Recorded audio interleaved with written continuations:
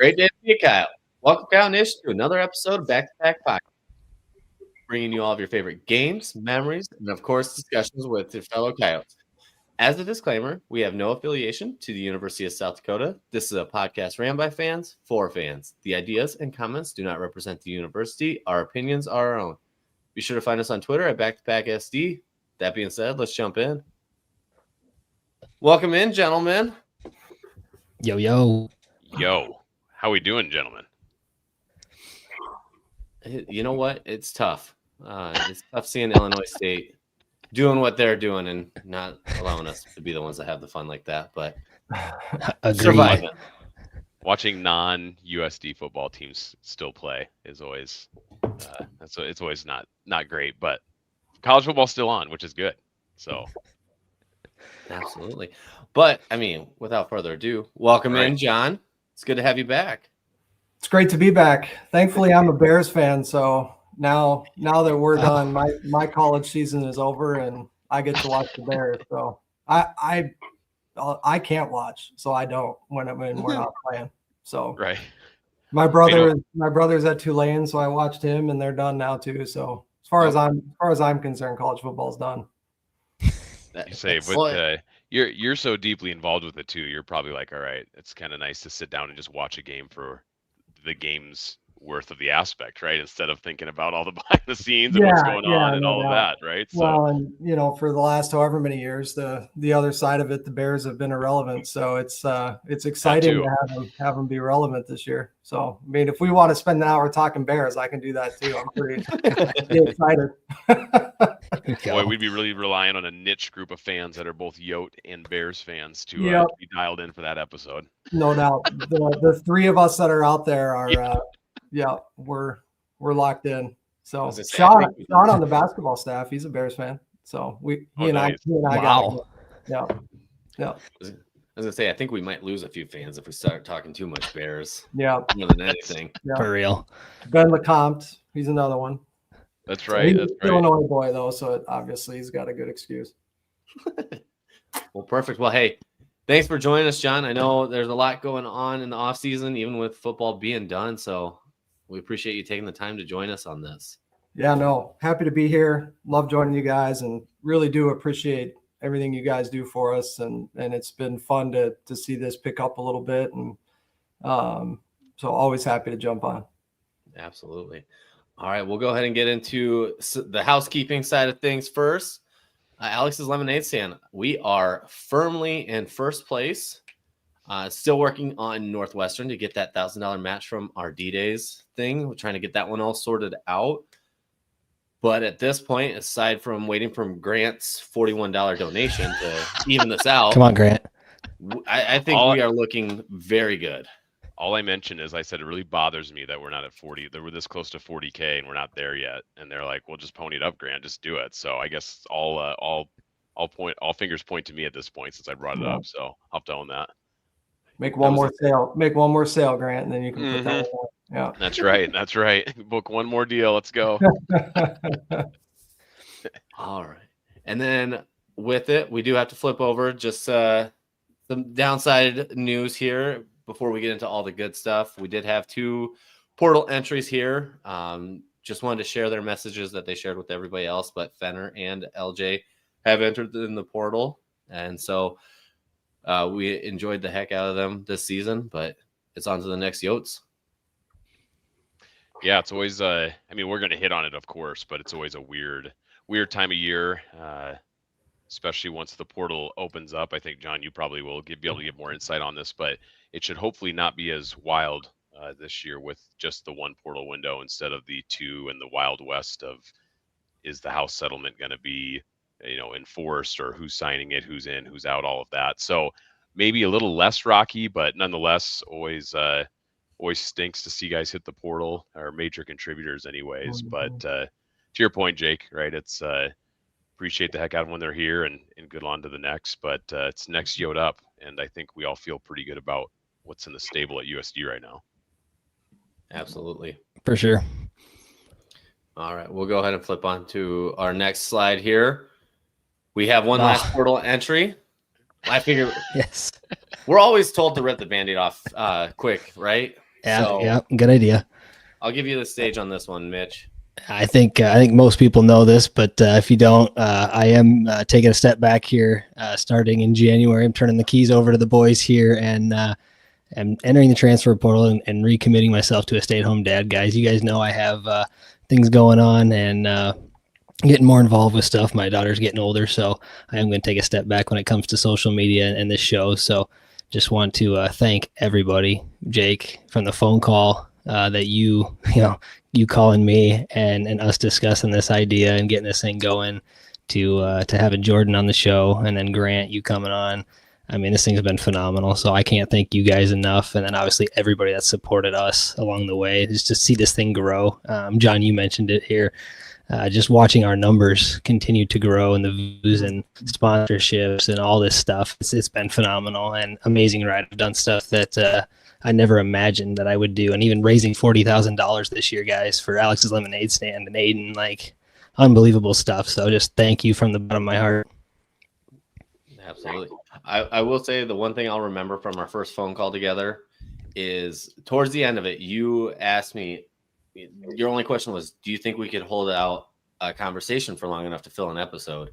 And I looked at the phone timer, and we had been talking on the phone for 2 hours at this point. And I go, Mitch, I think we're good. And from then on, we had no issues getting an hour an episode. Oh, yeah. Exactly. Absolutely. So no, all the work you've put into this, Mitch, obviously being at the ground floor with me on this has been fantastic. Truly have enjoyed it. Maybe in our later shows, we'll have a tribute to you, and we'll have the Mitch section. And yeah, I'm not dying. I'm not dead. I'm not going anywhere. My fandom, my passion, my season tickets, like all that stuff. I'm gonna be around. So if you ever need a guest, you know where to holler. Just about to say that. Don't get that confused. Mitch is still gonna beat you into the dome, everybody. So don't worry. He's still going to be the first one in there. That's right.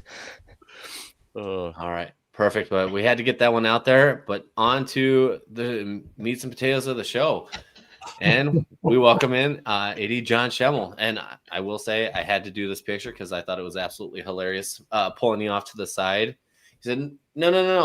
I can't drink on the job, Jake. I just need you to balance the lemon on your head, John. Yeah. No, it was a good shot. Actually, the dome in the background and everything, it worked out pretty well. Although I need to do a few more push-ups, it looks like, with my arms out like that. A little flat across there. It's a little disappointing. You know what? To balance it on your head, it pulls out everybody's. It's not a flattering pose by any means. Yeah. So can't Coach Traver get you right in the weight room or what? Yeah, I mean, maybe a couple more push-ups and a lot more sit-ups, maybe, to flatten that thing out a little bit. White. It's probably because it's white. White's a bad color, right? That's it. It's not flattering. Yeah. All right, we'll quit picking on you, and we'll flip it to what we brought you in for. We're really excited. There's a lot of things going on behind the scenes, like we mentioned at the beginning of the show, with USD and the background. Mm-hmm. And obviously, you're a big part of what that background looks like. So we thought we'd get into it, talk a little bit about the transfer portal and where USD's NIL is stacking up at. You kind of go through a little touch base of your thoughts on 2025 season, and then if any fans are tagging along with us here that have questions live, feel free to throw them in the chat. Just don't make them too awkward for them. I'll answer anything I can. Yeah. anything that won't get me to lose my job or something. we would like John to stay employed. That's a good good start. Yeah. But so I think you're right though. I think maybe we let's start with the transfer portal, because I kind of mentioned it earlier, right? It's going to be a lot different from last year, and I think for most schools in general, it's probably a positive with the one window. But John, you're obviously on the ground level with this, but do you just want to kind of talk through like transfer portal from last year to this year? What's kind of changed, what that kind of looks like, and then I guess NIL is probably kind of involved with that as well, if you want to speak to that. Yeah. So obviously the big change is going from 2 portal seasons to now we know we just have one window. And that'll be, I think it's January 2nd to the 16th, 17th, somewhere in there. It's a 15-day deal. and they've even then kind of restricted some things on when you lose a coach. Now it's not just a free for all. I think it's another 15 days after a new coach is hired, or 10 days or something like that. So it's so they've restricted that a little bit. I don't know that all the changes there will be done. You're continuing to hear a lot of push and pull on is January the appropriate time, or would it be more appropriate April, May, so it lines up with a full academic year. I wouldn't be shocked if that change comes in the near future, near being year 2, 3, that it would go to a spring one, which, I think for us, we like the winter portal just because, ultimately if you go to the spring window, then it's, A4 starts and then kind of the trickle down effect. And so it might just leave a lot of us schools, again, the majority, the population scrambling last minute. But we all know right now these decisions are happening without us in the room, without much input, and solely controlled by A4. So that's where we are right now with the portal. And obviously, listen, it's set up right now. There still is no regulation on agents. There's really no restrictions. Our guys are getting called all year. There are absolutely programs out there that tamper and do things that they shouldn't. We had it last year. I reported tampering, and even when you're talking to the NCAA or to the other school in the AD, I mean, you're almost laughing about it because no one's going to do anything about it. And right. So hopefully with the CSC and the NCAA, I mean, hopefully at some point they can start to get some kind of regulation back on all this. Otherwise, no matter what, even though it's one portal period, it's still very much the wild, wild west with how things are going. And listen, I mean, kids are going to leave. Kids are going to get lured in by ridiculous amounts of money. I think the stance that we've taken for the most part is that we're going to do everything we can to make sure we vet what kids are hearing and make sure what they're hearing, whether it's from a school or just their market in general, is genuine and real. And we've had examples where the numbers have been complete crap. And we've had examples of kids listen to us. We tell them it's crap and they stay. And that's worked out well for them. And we've had other examples where they don't, and they go anyways, and it doesn't work out very well for them. And so our coaches and really our stance, we're always going to look out for the best interests of these kids, and up to and including if that means they're going to go in the portal. But once they make that decision, then they've made that decision. And just like you guys have kind of said, it's next man, it's next woman up for us.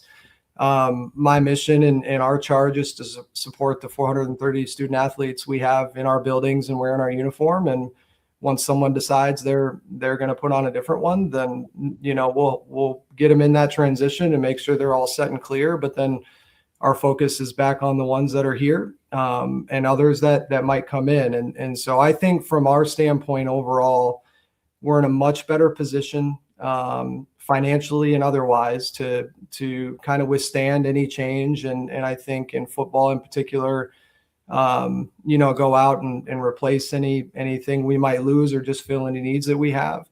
But I think for the most part, Travis is still very committed to recruiting high school kids, bringing them in, developing them.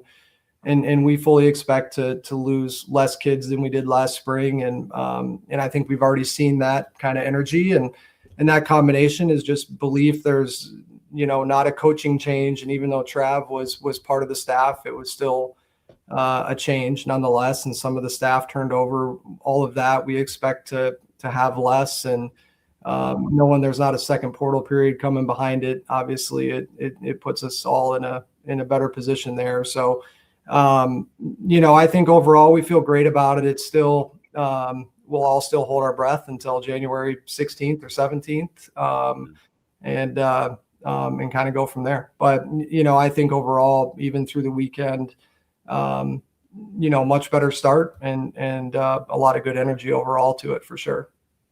Absolutely. And, we'll get farther into it with the ones where the positive energy is coming from.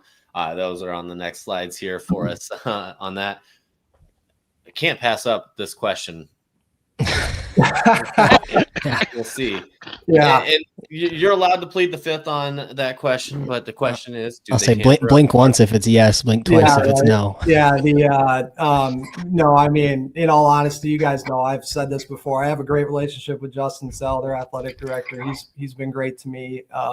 He does it right. And I will say overall, the funny thing about this is, the tampering so many times is agents, and half the time it's agents or agencies representing schools, and half the time it's just complete BS, right? It's not even real. And so, and other times it's obvious and blatant, right? But I have none of the tampering that we've experienced here at USD has come from up north. No, it's and in reality, we're just, and this is true for the school up north, true for North Dakota State. I mean, we're not losing kids to each other, at least unless it's kids that are just trying to find a new home in general.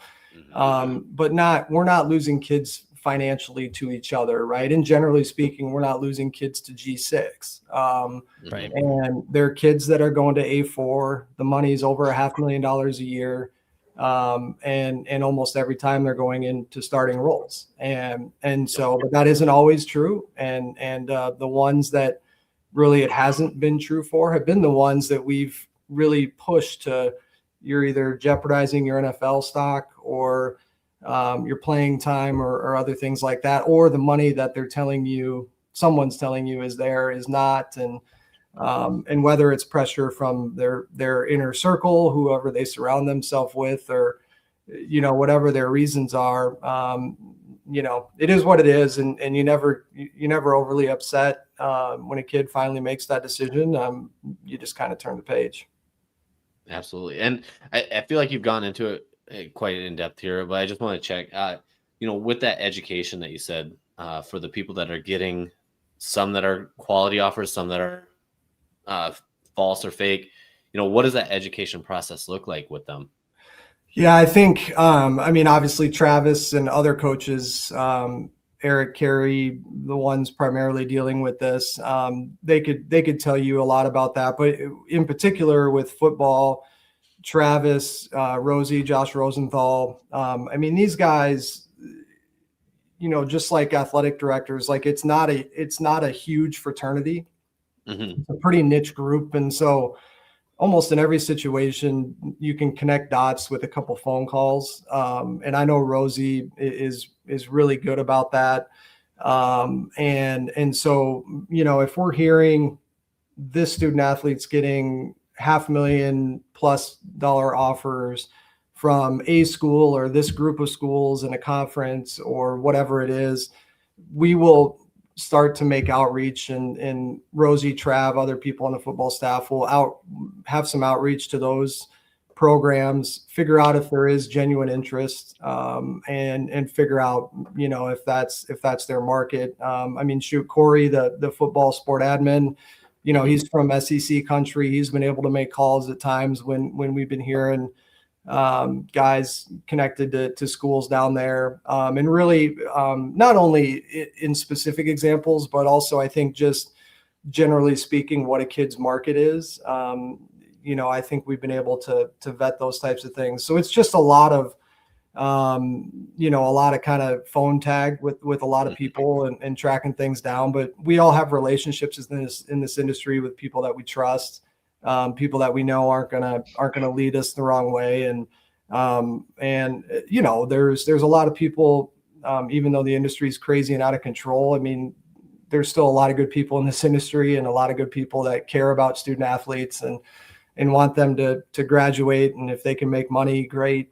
There's just a lot of agents that they benefit. They only make money if there's people jumping in the portal. Right. They don't make any money off the kid that goes to school and stays there for 4 years, because they don't need an agent to represent them, because they have a good relationship. They went there for X and they're growing in that.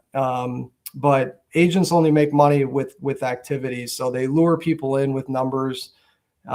get them to go into the portal. And then so many times, and we've heard so many stories, and this will start to bear out year over year, kids will end up without a situation to go into at all, or go into one, even if it's financially good or better, a situation that they're not happy with, they're not playing, or their role isn't what they wanted it to be, or whatever it is. But, I think that's what always has been my biggest frustration, when you see people making the argument of, well, the kid made the decision, it should be their decision, or agencies coming at athletic departments saying we're the ones making money off all these kids. And it's like, one, there are Georgia and Alabama and Ohio State are in a different category, right?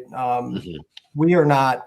There are 10 schools in the country that might be able to afford this, right? In reality, the rest of us are still doing it right, and we're doing what we need to do to compete. But the message that we're all just making money off these kids, departmentally, somewhat is comical to me, and it's been one that's out there. And when the agents are the ones that they literally didn't pay attention to these kids until they were an NFL type kid or an NBA type kid or whatever. And now all of a sudden they say they're the ones looking out for their best interest, when the only reason they even engage with them is to get them to go into a portal. If they go into a portal, then they make money off of them.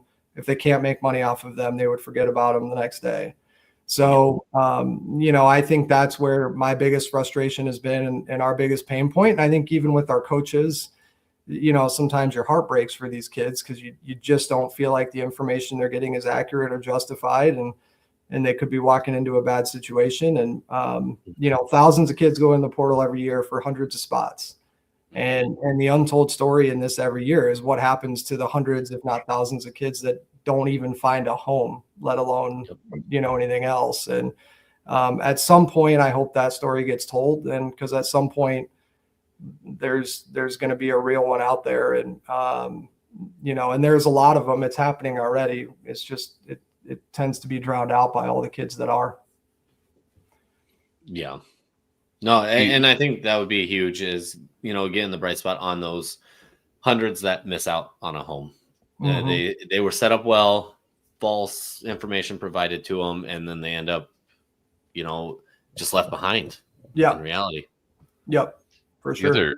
The other interesting part about all of this is because it's all new, there's like kind of a little bit of uncertainty on marketplace, like value, if you will, right, for these agents. But it's going to become pretty darn clear pretty quickly, like almost to like a formula, I would assume, right, to where it's like, if you're here and you do this, this is your value, right? Or I assume schools are going to, again, some of the big ones are going to follow that. But hopefully, my hope is, one, that helps the guy make a decision better, because instead of it just coming from one agent saying, here's what we think you can go get, and it's who knows where they got that number, you can literally point to data to say, no, here's the reality. Like, one is that you might not even have a home, and if you do, here's maybe the dollar amount, but hey, also you're going to see a snap reduction by 60% from what you're used to, right? There's just so much. I mean, unfortunately, it's bad data, right? Like if you look at the data overall in the transfer portal, it's like the chances of you improving your situation, there's only like a 17% chance, I guess, according to some of those studies, of like, you're going to improve your situation from where you are to where it is. So I just wonder if maybe things will start to calm down as guys see that, or is it always going to be like that one individual guy is always going to be like, nope, I'm different, right? Like I'm gonna go and do, I'm gonna beat the odds, right? Which I get that. You have to, as a high level athlete, you have to have that kind of mindset in general. But it will be interesting to see how that all kind of bears out. Yeah, I think, Grant, I hope that's the case, right? I hope there can be some cap, and even with the House settlement, it's supposed to be a cap, but then within the CSC, and the CSC is trying to get the Autonomy 4 to sign an agreement, and the agreement the CSC put out there. I mean, I read the first paragraph, first three sentences, and knew the A4 conferences weren't going to sign that. I mean, it was so aggressive and so over the top. But if the A4 and the top of A4, I mean, that's, again, this is 10 schools, right? 10 schools can do this. And shoot, maybe they can't even, right? I mean, even some of the 10 are reporting deficits annually now. And so but like at some point there has to be some kind of someone in the room at each one of these schools that says, guys, fair play is a good thing for us, right? Just like they have it in professional sports. And then again, you get into collective bargaining and then the employment argument and all of these other things. And to me, that's all okay. If they're going to go down the employment road, again, that most likely becomes a conversation where you're talking about 40, 50, 60 schools, or maybe it's just a football thing, right? And so, but I think that's a conversation that I hope they have and get serious about, because then that can kind of open everything up for the rest of us in how this all shakes out. And because that's still where I think this is going. I still think 40, 50, 60 will break away. The question is whether or not it's a football only thing. I'm a huge proponent of that happening, and I'm a proponent of that happening in everything. I would much rather the top 40, 50, 60 break away in everything. And then I think what's left, and you guys have heard me say, and I know a lot of other Dakota schools have talked about, whatever that second level becomes, that's where we're going to be, right? That's where we want to be. That's where we're preparing to be. Whether that's a semblance of continuing FCS and expanding, or it's a second tier FBS and now they have their own playoff. That's where I see the University of South Dakota fitting and being, and our brand being. And so, I mean, really that's our commitment all the way around when you get into these types of things. But it's all so kind of interconnected to two or three things, and it's NIL and it's the transfer portal, but it all comes back to these top 10.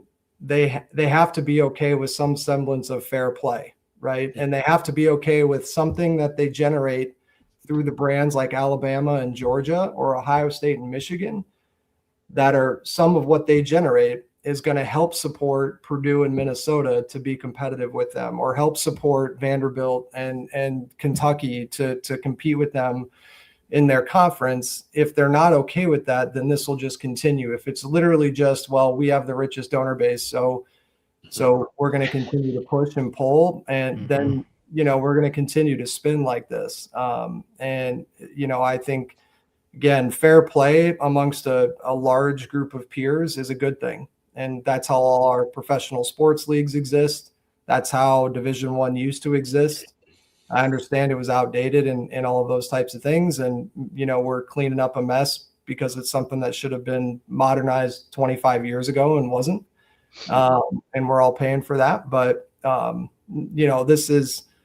it's getting almost not worse and worse, but the hole gets deeper and deeper the longer we wait. We certainly can't withstand another 5 years of this, or it's going to put a lot of people in trouble. Absolutely. No, it's just, it'd be nice to get that regulation. I feel like that's really could at least make your life a little easier. Yeah. At least one thing. And everyone. Yeah. It's all of it. Yeah. I mean, and you could do this. I mean, any athletic director or any coach or anyone, you could ask them 3 questions and they give you 3 days worth of answers on their opinions on it right now. It's chaotic and everyone knows it, yet nobody at the top in particular is willing to stand up and say, hey, yes, I'm one of the ones that I could outfund anyone and run that race, but they have to be the ones saying, okay, we're willing to set this cap or have this regulation. And until they do that, that's where we keep spinning. Yeah, absolutely. Now, on the flip side, just within the in-house side of things, the big talk is still NIL. I mean, that's never going away. How has that been going? So us opting into the settlement has really, it's changed the equation for us completely. Our biggest hang up with donors and supporters, there'll always be people that are completely against paying student athletes, and they just won't do it. But there are plenty of people that, hey, I'm here to support the program. Winning matters, and I want to invest in that. But our hang up was the collective and the inability to get a tax deduction. So now that we've set that up, I mean, our equation has flipped completely. We've seen most of that momentum tied to football directly. But we feel like now in football, in particular, we have the ability to compete with anybody in FCS, and in even a large chunk of FBS and G6. And we still have work to do. We have goals and that we've set, and Travis has a really good plan for where he wants to go, and we've still got work to do there. But that equation has completely flipped. And again, we're using that donor support to kind of replace the money that we're able to do these institutional NIL deals with. But it's been going great. The Board of Regents in the state of South Dakota has been very helpful in the process to get contracts up and done and ready. Obviously, us and South Dakota State work together on that. So there's really no difference between our deal, our contracts there, because it's a state of South Dakota thing. So we feel really good about the position we're in today. We still, like I said, there'll never be enough, right? If a donor ever calls and says, do you need more? Yes, the answer is yes, for sure. But I think too, the things that our fans really need to understand is just how integrated all of this is. It's not just people writing big checks. It's, we can't have 6,000 people at a football game, right? We have got to fill that dome up, and not only for home field advantage and the financial side and all of that, but the recruiting and all these different things. And above that, we're good, right? Everyone I've ever met since I worked at USD from 2011 to 2017, I'll come when you're good. And this is the best 3-year stretch in the history of USD football at any level. And it's by any metric you look at, it's literally our glory days are today. This is our best run ever. This is the only time we've had 10 plus wins 3 years in a row. It's the only time we've made the playoffs 3 years in a row at any level. And not only are we making them, but we're competing for championships. Obviously won the Valley Championship and finished solo second this year. And so we feel like the product now is where people want it to be. And our goals are clear. It's to win Valley championships and win national championships now. And to do that, we got to keep these rosters intact. To do that, we need financial support to do that. That's through donations. That's through people buying tickets and coming to games. And so it all feeds itself. And I can't stress the importance and the significance of that enough. Montana has sold 19,000 season tickets this year. 19,000. Insane. Just on season tickets, they made $3 million. We don't make a third of that in all of our season tickets all year, or all of our ticket sales all year. And so the pressure that puts on us in our department, and donors then, right, is massive. And the difference financially and winning and home field advantage and recruiting and all the things between being at 6,000 to 7,000 a game in the dome versus sold out or close to it in the dome is massive. And so it's now kind of the little things. It's incremental. It's showing up. It's buying tickets. It's coming to the games. And if our fans start doing that, that's kind of the next step in this. We feel like for us, with our fan base in particular. This is now our norm. We play football in December. We compete for Valley championships. We're going to compete for national championships.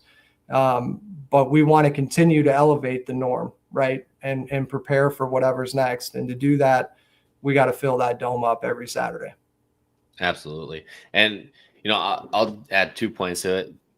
First and foremost, I don't see the 10-win season streak ending anytime soon. I hope so. With the team that we have coming back, this is kind of just a plug for next season to help you out, but it's still going to be fun. There's going to be some names obviously you don't recognize, but I don't want to put the whole life savings on it, but I'll put a large chunk of money on a 10-win season by the time everything's said and done. And then the other thing, when we do pack the dome, it's hilarious because I know you kind of lurk a little bit, John, on Twitter, but did you see the state fans complaining about how loud it was in the dome? Yeah. We can get that place rocking. So it doesn't have to just be XS or X state university coming in. We can have fun all the time. And that's why, I mean, I Yeah. tell people this all the time. Everyone comes and they have such a great time at South Dakota State game in every sport. And it's not, I get that there's extra juice in the rivalry. I always understand that. But it can be that every game, right? Because it's the fans that bring the energy. It's the students that bring the energy. That can be the norm. The tailgating is great. All of these things we'll continue to elevate our game day experience. But again, elevating the experience costs money, right? And so we want to continue to do that. And we'll fundraise and generate things to renovate the dome, but to make the game day experience better, to provide better service, to have more security, to do all these different things, it all costs money. We don't get anything for free we get charged for facilities on campus when a toilet floods in the dome, right? We get charged by the city of Vermilion for their police, right? It's not free. It's not a community service thing. And so we want every aspect of what we do to be elite. And to do that, right, it's an investment, and it's an investment from our fans. It's a partnership from our fans. But I promise the more they give and you all give on that end, the more you will get back every single time. And we are 100% committed to that. I'm very confident with kind of our final plan of the dome. We're going to have 2 or 3 more high level experiential things for people to buy. I mean, I feel like if we had 20 more suites to sell right now, we'd sell them. And so we're trying to address that, but then we're also going to kind of stair step ticket prices. So we have more affordable options for those, and then, increase prices on the more premier experiences, and balance all of that out, and just be more consistent with what our peers are doing. But we're for the people that are buying, whatever the cheapest season ticket we have is, we still want to make sure that family and that person has a great experience, and we're committed to doing that. But again, it's an investment in every facet of the way. And, I think for the most part, people feel like the fan experience, at least the surveys and everything we put out there, tell us we're getting better. We're doing the right things. We're nowhere near where we want to be, but we're committed to continuing to improve all of that. Absolutely. All right. Well, that's what I'm saying. I think the comment we always say too, right, John, of like, back to your comment earlier, it's like, if not now, when, right? Like this is the most fun, like you and I, John, we go way back, right, to the Great West, when that was some of the worst, worst times, right? Like if you're not coming now, I don't know what to tell you, right? Because this team is great. The dome is fun. Like every person I bring, they always say, they're like, that was a ton of fun. I'm like, come back again. It always is. I mean, there was a day, to your point, there was a day when it was just fun to be playing South Dakota State and North Dakota State again. Right. Seriously. Getting our doors blown off didn't matter as much. Still sucked, but it was just fun to be playing those teams again. But there are steps and levels to this, right? There really are. And our coaches talk about that all the time. We talk about that all the time. And we feel now like we are there, right? We are there. Now it's just, continuing to do that, staying healthy, a little luck. I think above all, we've learned the last 2 years how important home field is, especially if you're going to have to go out west and go through one of the Montanas or go through Brookings or Fargo.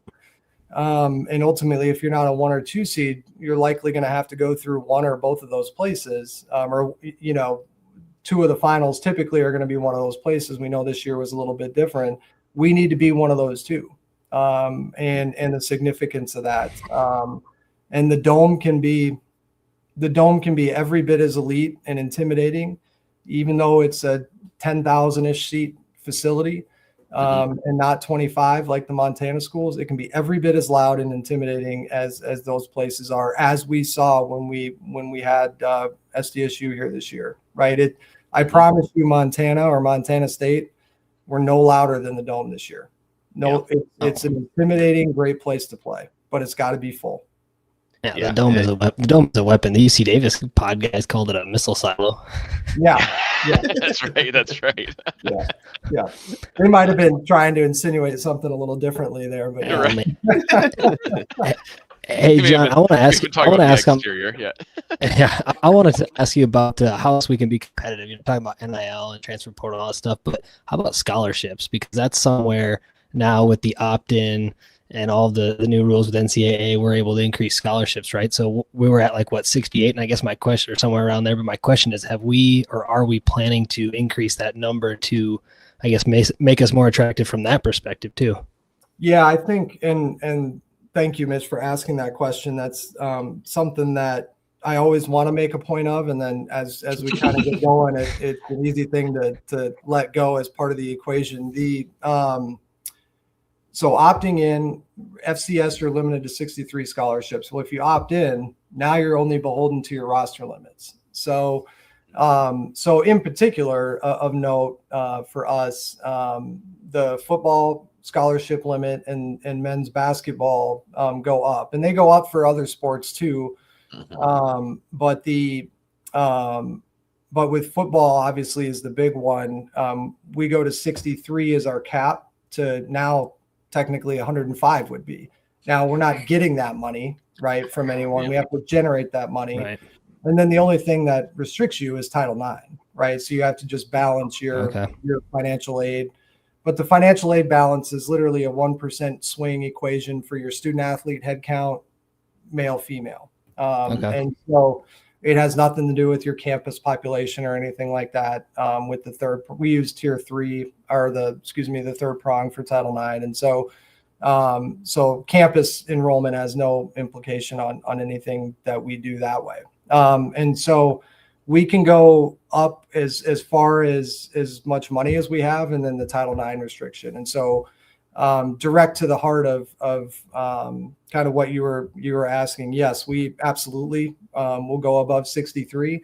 What that exact number will end up being, I mean, candidly, is kind of up to Travis, and then he knows kind of where we put a limit on him, just on where, we feel like we'd start to get close on the Title IX aspect, but he won't be anywhere near that. So even within the rev share, and anything above 63 on the men's side would count towards our rev share cap of 20.5 million. But obviously we're not too worried about scraping that.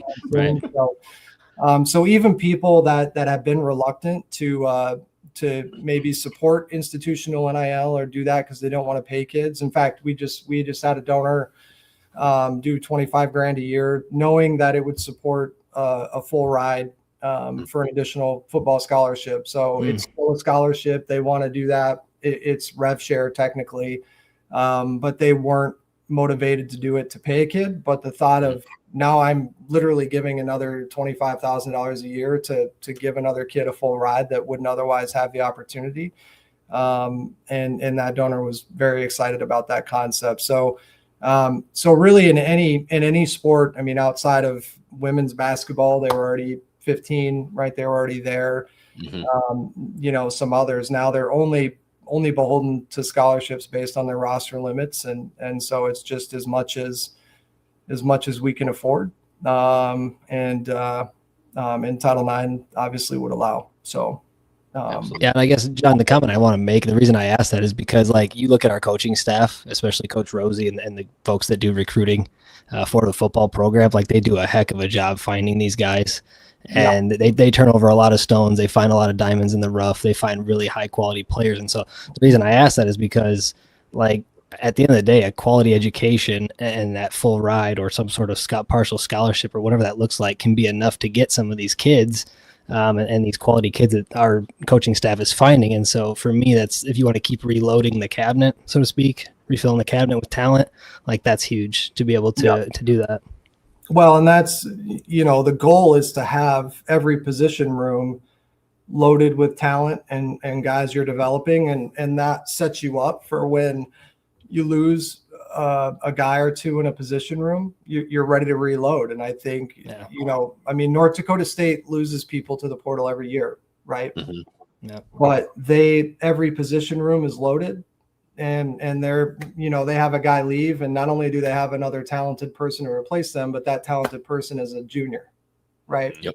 And so, and that's different, right? You might have a whole lot of talent on your roster, but you run out a bunch of 19 and 20-year-olds playing against a bunch of 22 and 23-year-olds. It's different, right? And so that's the goal with every position room. We feel like we're in a much better spot today than we were 12 months ago, 6 months ago.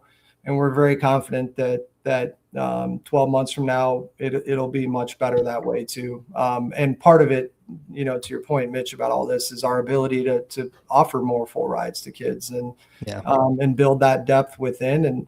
And I can assure fans that not exclusively, but for the most part, the additional revenue that's being shared with these student athletes are student athletes that have proven it and done it in our uniform, and people that you would all be very excited that we're keeping around for another 2 years, 3 years, 1 year, whatever it is.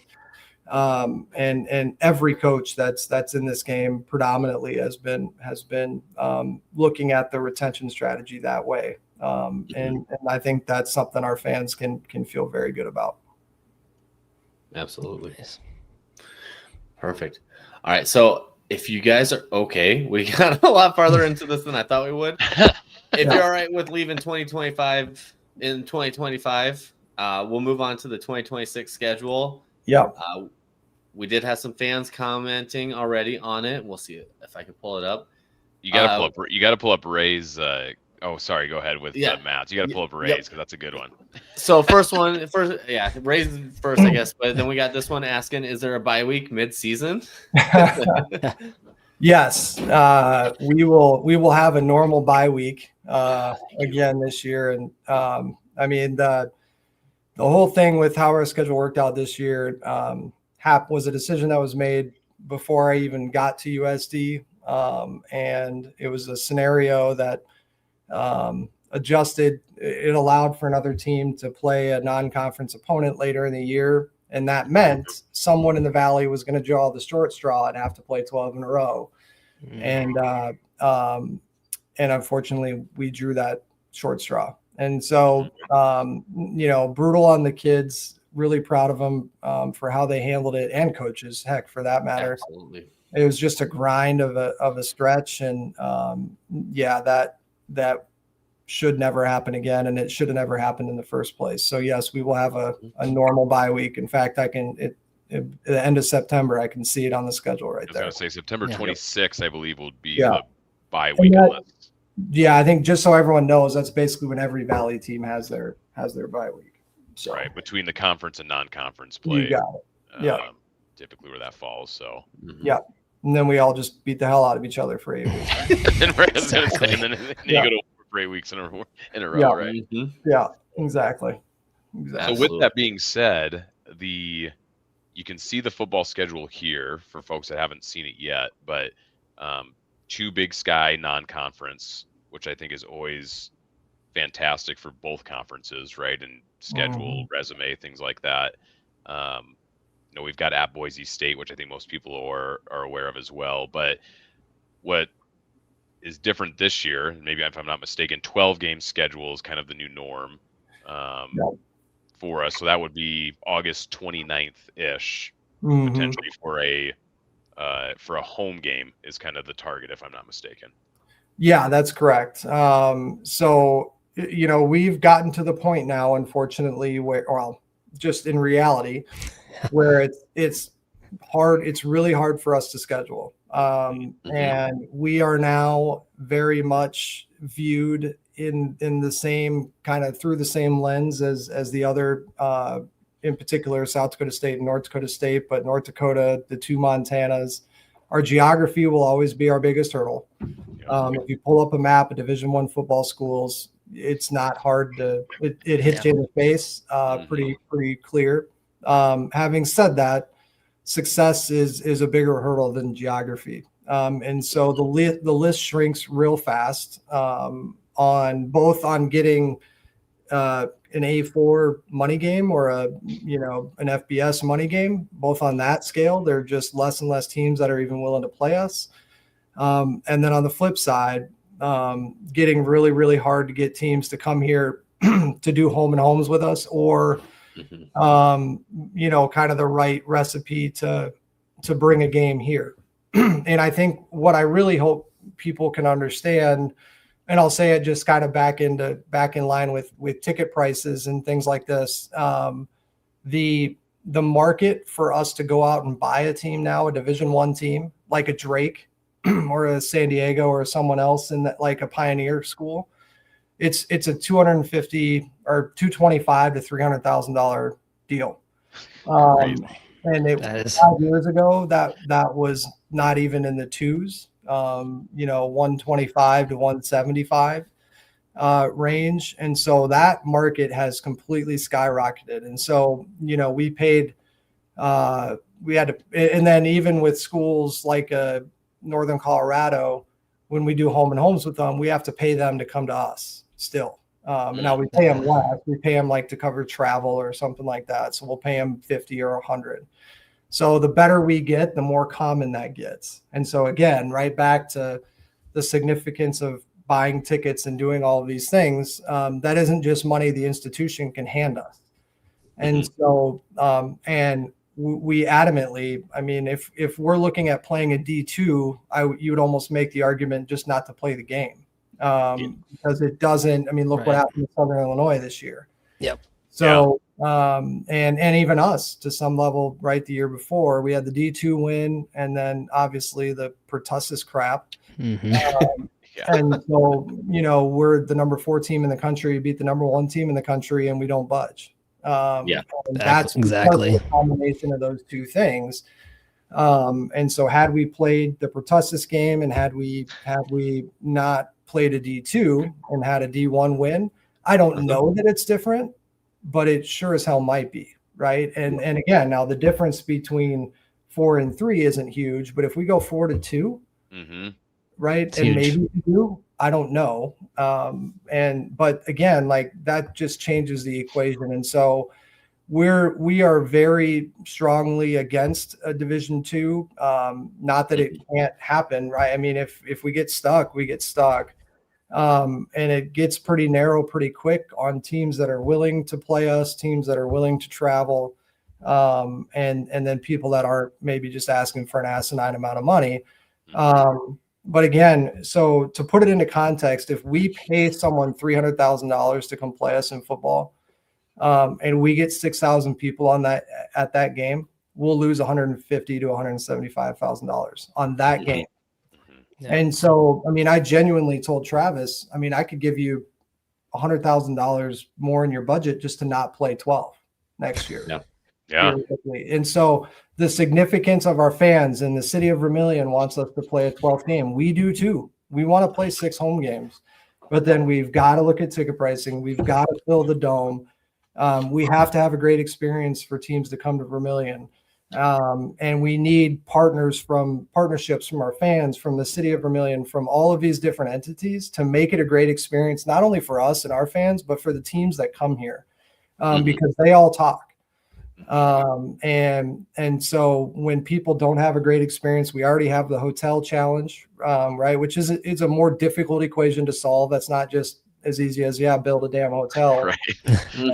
And so, but we can, that's not abnormal to drive a half hour. I mean, there are some schools even within our league, we land and we drive a half hour to an hour to go get to the game. So, but everything that we do at USD and in Vermilion has got to be to provide an elite experience. And part of that, I mean, even if it's a school like Drake coming here, they would love to come here and have there be 9,000 fans here.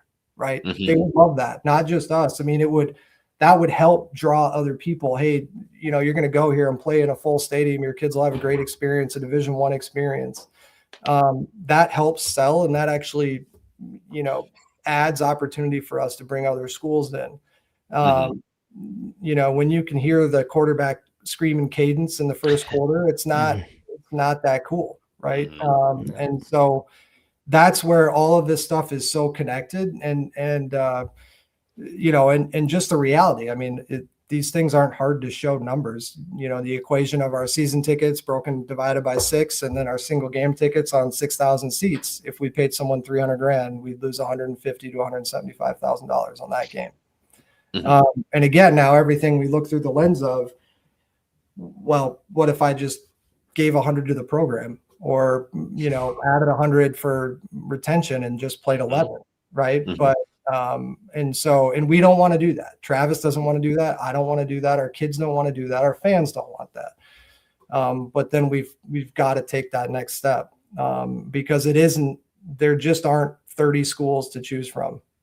It gets real narrow real quick, especially now that we're up against it and we're 7-8 months out. And Corey, our football sport admin, has done a hell of a job getting us caught up. But when I started here in January of 24, I mean, our scheduling strategy was not good, and we should be scheduled out years in advance. And it was very sporadic and very inconsistent. And Corey has worked his ass off to get us to really above water, and done that through working with Bob and now Travis and a transition in coaches, and everyone looks at scheduling a little bit differently.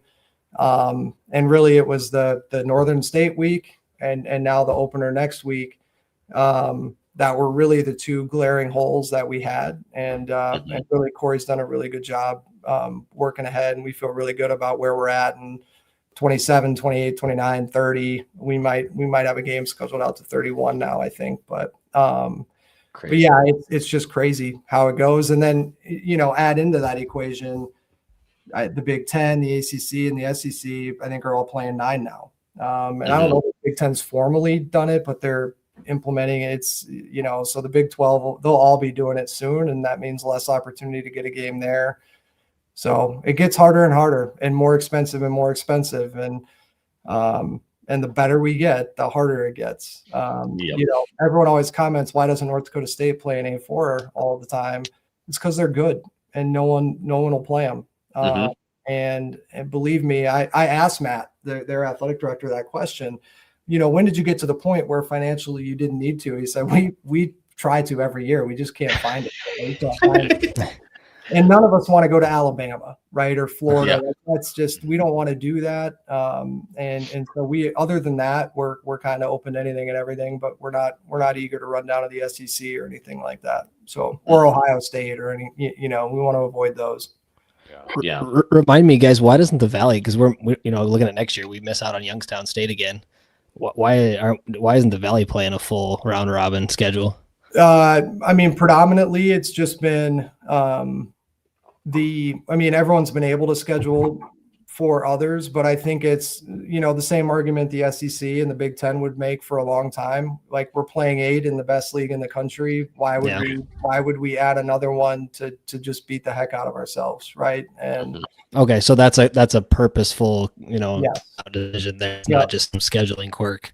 Yeah, Mitch, I kind of naively asked that question as Johnny New guy, right? And Johnny New lady in the room, like, hey, have we ever talked about? I'm sure we have, but we haven't. I mean, it would make this whole 12-game schedule easier if that was the case. I understand as far as getting the 12th game, but I understand what you're saying with bashing our heads against the wall every week with these guys. Yeah, it's not anything that everyone completely dismissed, right? I think it's just, but until it gets to the point where every league's going to 9 and scheduling is getting really, really hard or whatever it would be. Just no one was eager to do that at this point. Okay. And I don't disagree. Yeah. Yeah. I do have to make a comment, and this is off the wall, much lighter note here, but talking through our schedule, I know these guys saw me tweet about it, but I was talking about how many Redbird opponents we played in 2025, right? So we played 3 Redbird opponents. Unfortunately, we went 0-3 against Redbird opponents last year. So Iowa State, Lamar, and Illinois State. So I see Eastern Washington on the schedule, and I'm like, oh man, they're not the Redbirds. But they're not quite. They're not exactly Redbird. They're a Redbird, but they're not. That's a stretch. That's a stretch. So I bring all that up to say, hopefully, whatever we end up finding for August 29th is not a Well, red I bird. know. I heard It's not a Travis. red bird. I heard Travis's speech to the team the other day, and he specifically said that we're going to really gear up for any Redbird moving forward. So it's yeah, they're think- mentally preparing for it right now. That's what I told him. I said, "Gosh, we better not schedule the Tanningers. Like, we got to be careful." Yeah, no doubt, no doubt. Oh. There's no doubt. All right. No, yeah, Well, I saw you tweet that actually. So That's good. Much better luck against Bears than Redbirds for some reason. well, that's so. I mean, Grant, it's one of those things. I mean, I'm a recovering baseball player, and I won't get into the depth of what that means, but superstition is not. I'm not healthy with that, so Right. really appreciate you bringing that to my attention. Now I'm a complete mess. So You're gonna be ready to ink a deal with the team's got a Redbird, and you're gonna go, "Oh, never mind. Sorry." yeah, I mean Just that's not. what I joke with President Gestring all the time. Like I know I'm not. I try to get out to the tailgate and do a lap and try to hit the suites up and down there and walk around before the game, and I try to do a lap at halftime. But like I hope people understand. Like I am unhealthily nervous during games, and it's not just football games. I mean, I'll go to a soccer game and I'm just a wreck. And like I love watching these kids compete so much, and I just I want them to be undefeated all the time. And so like the amount of time I spend in our training room watching the game on TV or just listening to the crowd is ridiculous. mhm. And people, I know people have made comments about it before, and good, not what somewhat lightheartedly or whatever, but like, I'm not fun to be around at all. You know what I mean? I don't talk to my staff. They all leave me alone. They all might come try to talk to me, and I don't even know I can't even comprehend what they're saying. I'm so out of it and just staring at the game and nervous. And I mean, we could be up 42-7 and my heart's still ripping. I was way better as a player than, I don't know. And then you just internalize everything, right? It's if we're not playing well or we're losing a game, it's because I didn't give them enough resources to train right. I mean, it's not a healthy. I think it's worse as a fan because you don't have much control. You Yeah. don't really have no control. No doubt. Nope. Yeah, it's not a healthy.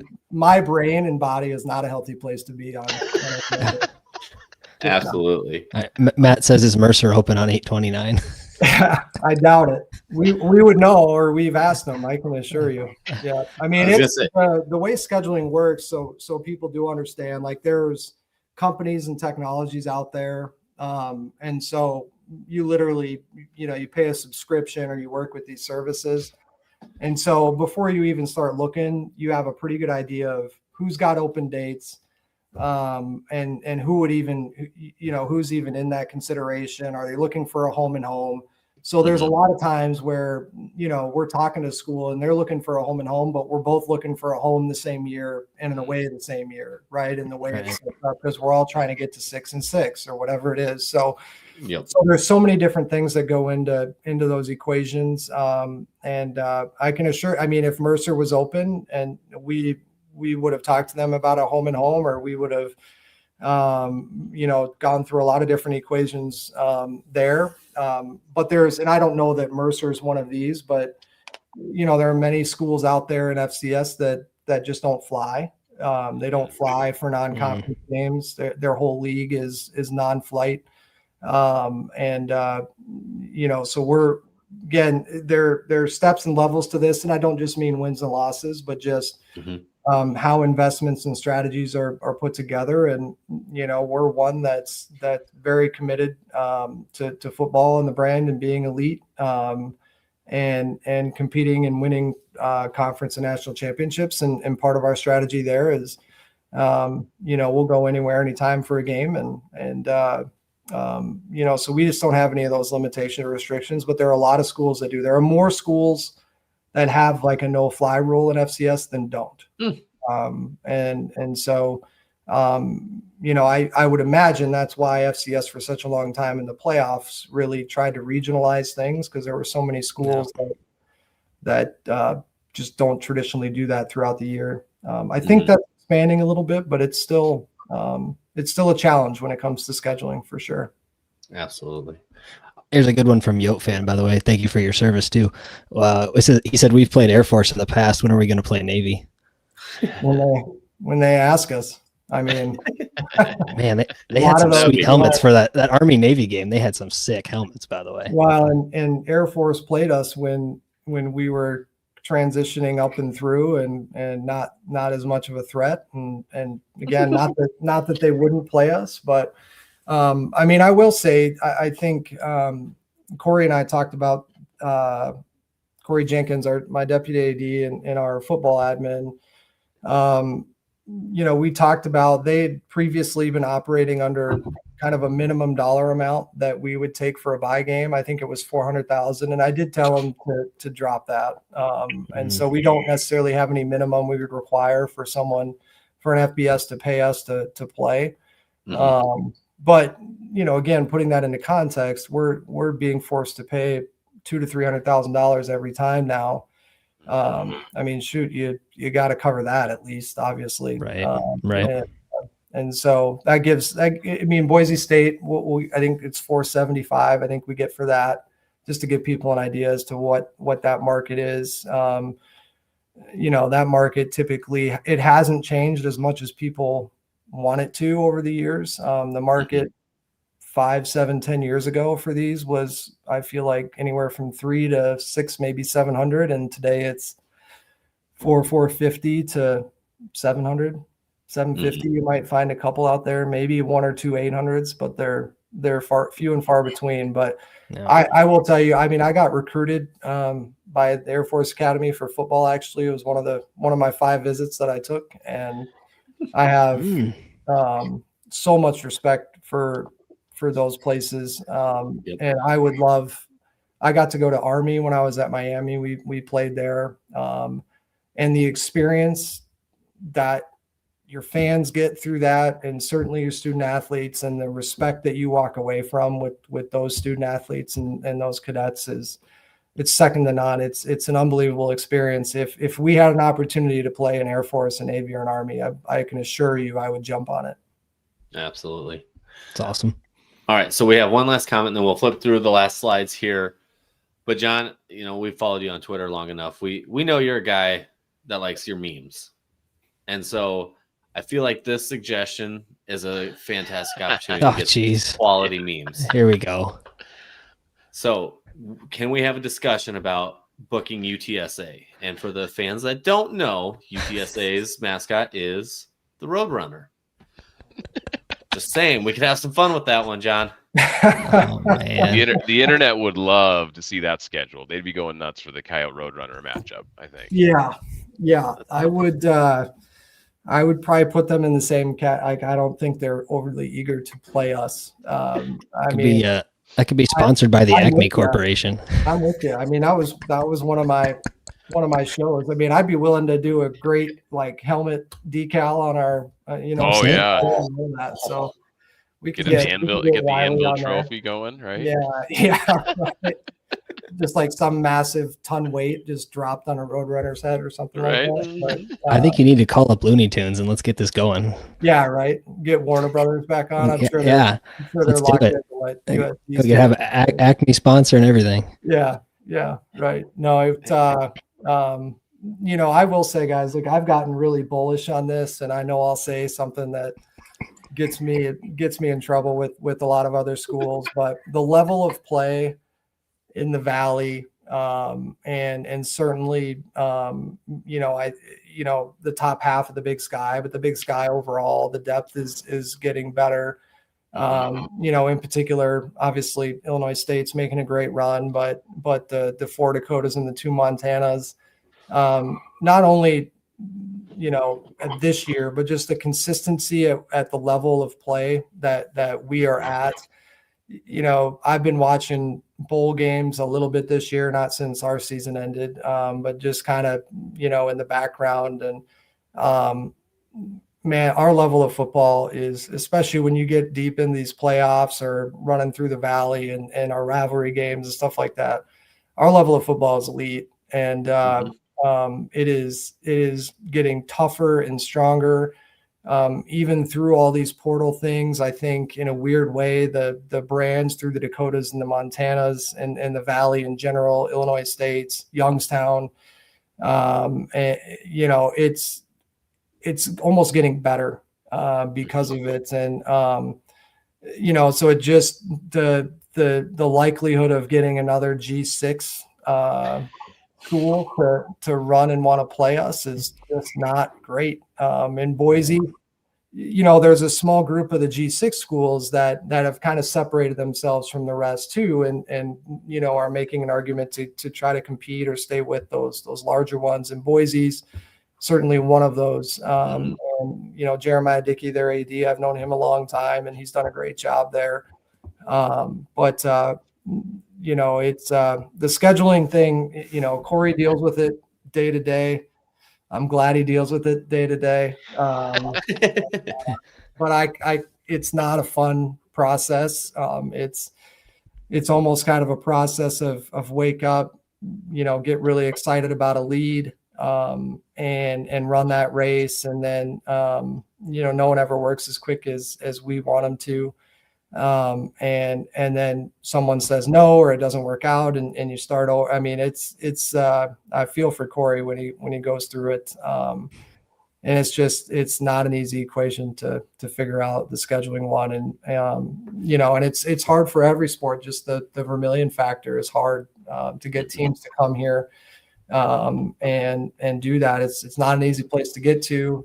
There's not a ton of places to stay, to eat, to do all of those types of things. And, and yeah, I mean, like I said, the better we get, the harder it gets in football. And weirdly, like the better we get in basketball, it's the opposite, right? Oh, yeah. And we can set Right. the games, and as people will be more apt to come here and do those types of things. So it's really interesting sport to sport. Gina and Corey have football, basketballs, and things like that, and they're knee deep in that stuff all the time. But in our coaches primarily do the scheduling and basketball. So, man, it's a crazy. I know it's stressful for them all the time. Believe me, I'd love to line up everyone you mentioned. Yeah, absolutely. I'd do it tomorrow if we could, for sure. All right, so we definitely have had some fun. We do have a couple things, other things to cover here, just because it is that portal season, and I want to get into these so we can let these fine folks get off and enjoy their holiday here, John. So I know there were some other questions, but unfortunately we are going to have to skip them. The last piece I wanted to cover, and it is talking about that portal season, but the exact opposite. And this was a really cool trend to see the team come together and have each other's backs. And for the folks that don't follow along on Twitter or Instagram, there were several key players come out, and whether it was tweet or post Instagram about the job not being finished. And so I just wanted to take a moment to celebrate these guys and with what they showed off here.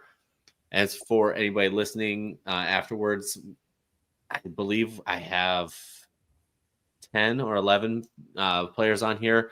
But the first one is Jacob Arope, Brock Wolf, Brendan Crisp, which I did comment on Brock Wolf's. I seen what it takes to legally change his last name from Wolf to Coyote, just to really emulate him on that one. But then continuing through Cade Ellingson, which he did sit out all season with injury, so we did not get a chance to see him. But for the folks that don't understand, the first four that I listed off are returning linemen. Mm-hmm. And I want it to be noted that there were certain teams that lost their starting quarterback, but their preseason rankings were carried because they returned a bunch of O linemen. Just saying. The politicking's already starting for preseason rankings, baby. Let's go. In December, let's go, Jake. I like Absolutely. But, following the 4 linemen, we got Keandre Jones-Logan. His is a revenge tour, which I don't doubt this kid at all. I'm excited to see what he can do after his opportunities to get better as we went. Charles Pierre Jr. as well. Excited for both of those bounce back from injury.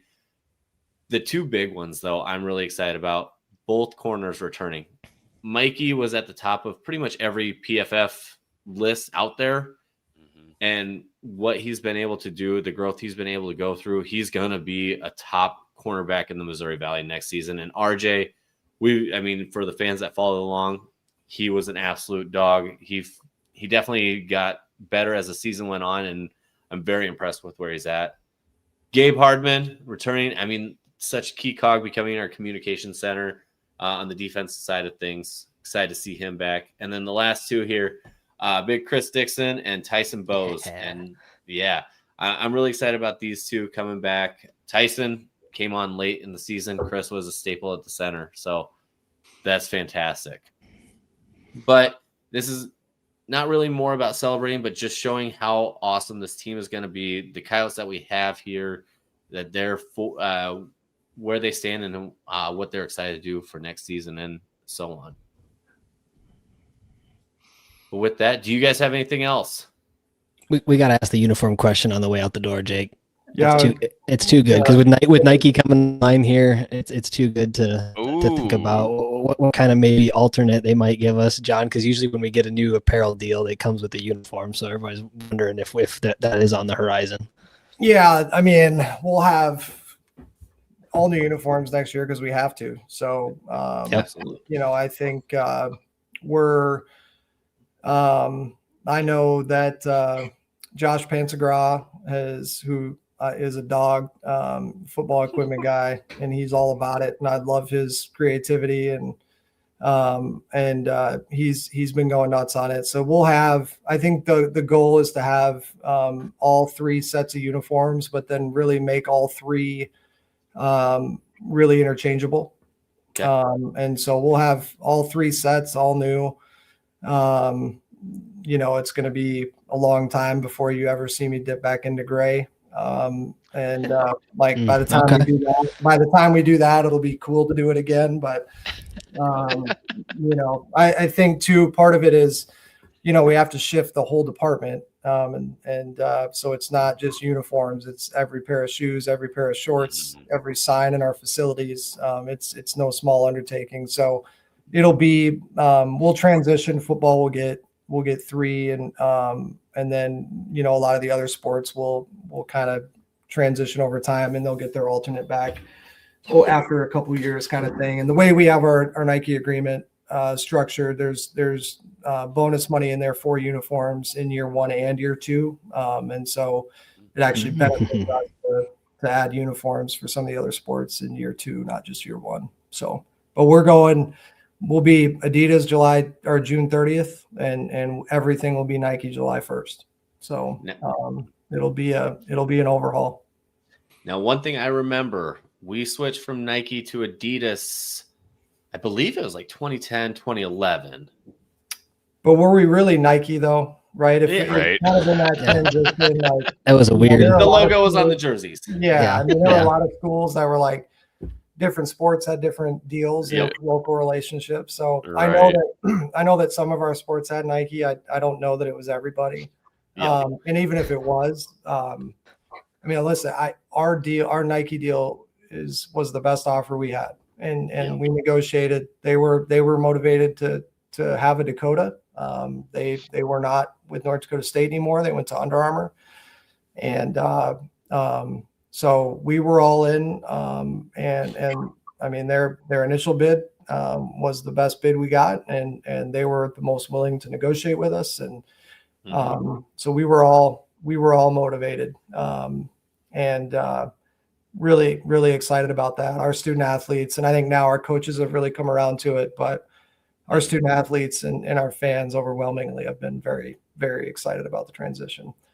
And the Sioux Manitou stripe, I will say, like, we actually talked about pinning that on all uniforms, but maybe someday we're not there yet. I think that growth in the relationship, but I'll tell you, that was a really cool stripe, and it was really cool how all the different groups came together to make that work and to kind of come up with a group consensus on the name and the word, and everything about that was special. Absolutely. Now, the only reason I brought up the previous change is just because I remember we also ran a garage sale when we switched from Nikes to Adidas. Can we expect something of the same? Yeah, you can expect Yes. some aggressive sales. I think the first big one we'll do will be at the Summit League tournament up in Sioux Falls. Ooh. And then, so I know we'll do a big one up there, and then we'll do one around the spring football game for sure. Okay. And everyone can know too, all the money we get from that is literally going into helping pay for the transition. So Right. yeah, we'll be pretty motivated to get things out the door for sure. I'm just saying, you guys did miss out on an opportunity of dropping it like December 20th or something. My Christmas tree would look amazing. Yeah. We there were a few legal reasons we did not start selling in 2025. Yeah. Fair enough. Yeah. Believe me, we talked about it. All right, perfect. Well, does anybody else have anything else? I don't think so. Just always, as always, John, we appreciate. Carter's got $1. Yeah, we appreciate the time as always. I know it as an AD, it never slows down, just transitions to the next. So we appreciate the time and looking forward to it. But Jake, I don't know if you want to talk. We're going to take a little bit of a break. Yep. For Back to Pack for at least a couple weeks here. I know we're kind of working through some things, but this is the last show for 2025. This is it. This is it for sure. So I will say keep a very close eye on Twitter. I will also be sharing it on Facebook too as we get it planned out. But I'm very excited for this next step. We're gonna go through a hiatus. Hopefully we have a pretty awesome intro video to start. Like that's really number one on the homework side of things. But outside of that, we got a lot of cool pieces that I'm getting set up. And as long as the timeline works, I'm very excited for who we have joining us on our first show back. So with that being said, let's go Yotes. Go Yotes. Go Merry Yotes. Christmas. Happy holidays, everyone. Appreciate y'all. Go Yotes.